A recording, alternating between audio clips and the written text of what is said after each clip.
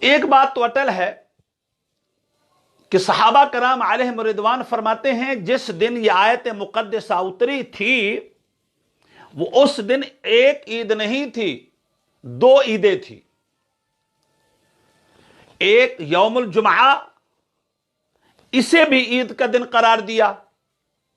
اور یوم عرفہ اسے بھی عید کا دن قرار دیا۔ جو بات سمجھنے کی ہے وہ یہ ہے، آج ہمارے ہاں ایک طوفان کھڑا کر دیا جاتا ہے، یا تو لا علمی کی وجہ سے یا بغض و عناد کی وجہ سے، کہ اگر کوئی شخص عید میلاد النبی صلی اللہ علیہ وسلم بول دے، لکھ دے، کہہ دے، او ہو اسلام میں تو تیسری عید کا تصور ہی نہیں ہے۔